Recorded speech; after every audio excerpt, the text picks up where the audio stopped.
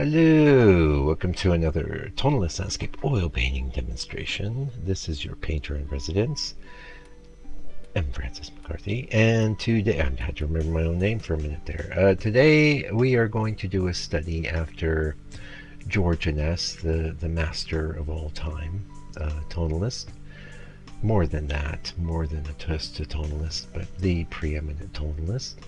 Um, I believe the name of this picture is called Eldreds. Eldreds. Don't know what it means.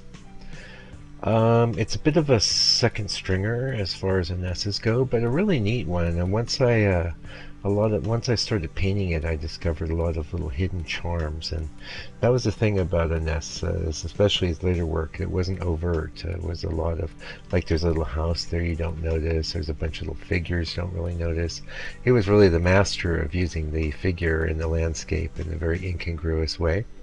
He paints them with no detail at all. They're just little figures, and you can see I started to paint the lady there. Now, and I'm going to read you a bit from a book I have called Inness Landscapes by Alfred Werner. I have many books on Inness, but this one I thought might be good to read from. For those of you that don't really know much about him, I thought that might be great, especially since we're going to be into this 15-minute video here. We'll be spending 15 minutes together unless you get bored and decide to go look at another video. And let's start off by saying I'm painting on hardboard, and it is primed with 2 coats of transparent gesso. I use Liquid brand, and I use a good amount of it. That stuff's not cheap either, but what's neat about this process is that it enables me to paint right on top of that hardboard color, which I absolutely love, and is really perfect for the job at hand we have today, which is to make a study after Inness. Now, he worked in lots of different ways. One of his favorite things to do was to paint over the top of his paintings and the paintings of his friends. Okay, and who knows? He was a very sort of mystical type. He was very much into metaphysics and esoteric Christianity. People like Swedenborg, and he was actually also an epileptic. A lot of people don't know that, but and the greatest landscape painter of his generation, widely acknowledged as such by the time of his death. And he had a hard row to hoe, especially when he was one of the people that was, along with a guy named Hunt, I forget his first name, was really responsible for bringing a lot of the Barbizon / European style into the United States. And you might go, well, what's the big deal? Well, there was quite a lot of pride in the paintings of, say, the Hudson River School, and that was a uniquely American school of art. And for the influence of the European to come in, there was quite a few years where Inness didn't sell lots and lots. He was always selling. He had to sell because he had a family to support, and that was what he did for a living. But if not for a few dedicated patrons, he wouldn't have made it, until eventually around the time of his death, which I think was around 1892 or 3, there was parades in his honor in New York, which is one of the areas that he was associated with.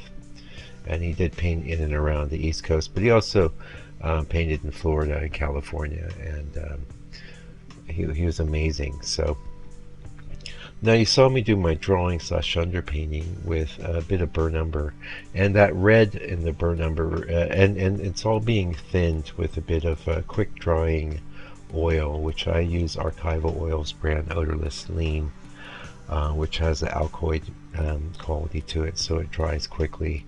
But a color like burnt umber is great for an underpainting. Especially if you're not going to get to it that same day, because it'll be dry and ready pretty much the next day. The umbers dry really fast, and when they're aided with that quick dry oil, it can start setting up by the end of the day, really. So, and now we're into color now. The palette that I used on this was fairly limited. Let's see if I can recall. Obviously, I used raw umber and burnt sienna, cad yellow, yellow ochre, and I used lead white in this painting because I wanted to. And there were some challenges that came with that. But before I forget, the entire painting session in all its glory is in the members area. It's live, and it takes about 3 hours to get through. But that session includes a color mixing session where I basically break the painting down into the, in this case, maybe like 7 constituent colors that I mixed, and which are a lot of greens, which you'll be seeing in a minute, or have seen already if you saw the preview image for the video. Also a bit of at the beginning of the video where I'm showing the reference and my strategies for trying to figure it out. Yeah. And in this particular case, I'd had the underpainting done and well dry for a couple weeks before I got in and did the color. So I actually did the color, it was yesterday. And all my troubles, they seem so far away. It's funny how that works. Anyway, let's, you want to read a bit of, well, I'll get into some Inness, let's see. Yeah, so one of the things, like, he had this kind of broken fracture. A lot of Inness studies I've done in my textured board days, where I still like painting on textured board. It's just an extra step. It actually adds maybe an entire hour to the time at any painting, because I can't settle for haphazard texture. And if you're in the members area, you'll have access to, oh, there's my reference. See, I shared it with you. You can maybe find this image online. It was actually one of these cases where it was a little tiny auction house image. I hadn't really seen it before, but it really started winning me over as I was painting it. I had a lot of, sort of questions about how good a painting would make, but the actual painting itself was really attractive. And before I forget, there'll be a link to purchase that painting right below this video. A little further down from that, a link to the members area in the description box below the video, and avail yourself of that if you're into Inness, because I think I do a pretty good impression of Inness, I have to say. Now, in this particular instance, I laid that paint on pretty thick, and one thing he had that I didn't was the advantage of having some texture in the canvas. I had a completely smooth board, but my strategy for getting some interest in that sky, was to lay the paint in quite thick, which creates problems, but also creates some neat looks sometimes. So, and then went a bit thinner in the landscape areas. Yeah. So hey, let's read a little bit from this book. And like I said, it's called Inness Landscapes, Alfred Werner. You can buy it real cheap used off of Amazon. Surprising that an artist like Inness, this is from page 13. He's got a whole preamble before where he's doing his art historian thing. I don't mind. I just want to give you some information about Inness. But page 13, it is most surprising that an artist like Inness should emerge from a milieu in which nobody was much interested in anything but business.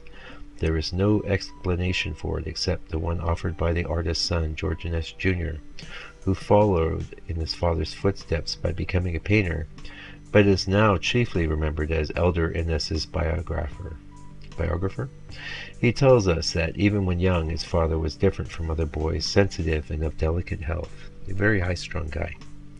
He was a dreamer and idealist from earliest childhood, and lived much in a world of his own imaginings. His desires first began to crystallize when, as a very little chap, he saw a man painting a picture out in the field. Immediately a responsive chord was struck, and his own nebulous groping for self-expression became at once a concrete idea. Then and there he made up his mind that when he grew up he would be a painter. He thought it the most wonderful thing in the world to make with paint the things that he saw around him: clouds, trees, sunsets, and storms. Yeah, and let's take just a second from that. Did I have another thought? I thought I had another thought. Oh, yeah, I want to point out that this biography by George Inness Jr. is free at the it's Internet Archive or something like that. Don't worry about what it's called. Put George Inness biography, George Inness Jr., and it'll pop right up. I think you can even buy copies used, but you can read. It's a good read. It's a good book to read, and you find out almost anything you can find out about George Inness's technique you can find out by reading that book, and there's precious little in there, let me tell you, which is one of the reasons why I think I'm providing a super valuable service, because um, I don't know how Inness painted. One of the things that's mentioned in that biography is that a person came from the Art League from New York to, write about Inness's technique, but he actually kind of started mocking him because he noticed that Inness would scribble or wipe or do this or that, use rags, whatever he could to get the effect he was after. And the guy was like, apparently was chased out of the studio. I think the story is in the George Inness Jr. biography, which is a good read. It is. It's not a hard book to read at all. I definitely recommend it if you're interested in Inness. But yeah, Inness chased this guy out because he's the master. Do not question my methods. Anyway, I have my own way of painting, but I do know how to get some of these gauzy edges. And this was the first time I actually went after it with paint quite as thick as I did. That's one of the things I was started to say I probably didn't finish. So when I work on the texture, it was super easy, way easier to get the Inness effect because I had the texture breaking things up for me. Here I had to install all of my own brush fracture, which is fine. I know what to do and how to do it. And again, you can watch the live session in real time where I don't know if I burble on the whole painting though. I'm burbling on. I'm teaching away. I'm a teaching guy. So yeah. And the nice thing about the members area, to do some self-promotion, eh? Yeah, $6 a month. You can tip in and tip out. I don't expect you to have to stay. Although some people do just stick around, even if they don't always watch videos, just to support me, since it's a really easy way to support me. And gosh knows I really appreciate it. Yeah, and but you can jump in, take a lesson. Think of it as a $6 painting lesson. You can't miss out on that. And I have tried in recent months to focus more on teaching a bit as I'm doing that, to try and give these members who are parting with their hard-earned dosh, something for their money. I try and include in fact I started including the paint mixing sessions, because like a big questions I always get: what paints do you use? How did you get this effect? And how did you hit that color? And it's all there. It's there. And if it's not clear, you can always ask me a question via email or right there in the comments. Yeah. Anyway, let's get a little more of this book done before we run out of video. How about that? Trying to turn George into a businessman, his father brought him a grocery store in which he installed a teenager as manager, but George insisted that he wanted to become an artist. Reluctantly, John William Inness allowed him to take some lessons in painting from an itinerant artist named John Jesse Barker, about whom very little is known, and later placed him as an apprentice with a firm of engravers in New York City. The same trade was learned by two older artists, Archer Brown Durand, who is previous generation to Inness, and John Frederick Kensick, who became prominent members of the Hudson River School. Inness was a member of the Hudson River School too, but kind of a late member, and when you're talking Hudson River, he's a little on the funky side. Yeah, but still, he does it. He's painting all those leaves. He isn't doing the soft stuff like we're doing here. Inness was a very later. Inness was to make very little use of the skills he acquired in the 2 years he was with the firm, nor did the painting of this other guy, a French artist who had come to New York and with whom Inness studied for a year, make a strong impact on his own development. He could have enrolled at New York's National Academy of Design, but classes were held in the evening and his poor health ruled out his attending. While Inness Jr. never mentions his father's sickness by name, other biographers describe it as epilepsy. This troubling illness, though it had reduced his professional training to a bare minimum and drastically limited his education, did not prevent him from leading what is called a normal life. He was only 18 when he married. His bride died a few months after the wedding. Some years later he remarried, and his wife bore him 6 children. While reasons of health maybe have caused him to avoid residence in large cities and strenuous social activities, he did travel to Europe, He saw much of the United States, and he visited Mexico City and Cuba. I haven't seen those paintings. Those would be cool. Anyway, that's enough for now. Maybe we'll... I just, I realized that it occurred to me maybe a lot of people don't know much about George Inness, but you can find out tons about him. There's tons of his art online. He's brilliant. And I am going to probably be doing Inness studies until the day I die, because he's got the magic, and I want it too. He's got the poetry. And I learn something every time I do a study after Inness, and he's my absolute favorite artist. And I hope you got something out of this. And yeah. Oh, speaking of, there's a ton of those Inness studies in the members area and all over the channel too. Just type George Inness in there. I think there's a whole playlist actually, which may be a little out of date. Anyway, until I come back with another video, do me a favor, do me a solid. Please take good care of yourself and your family and all your loved ones, especially in these troubled times we're living in. And be patient with people that have differing opinions from your own. We're all God's children, and in His name, we do art, and we make our lives happen. It's all because of Him. So until I come back with another video, take good care, stay out of trouble.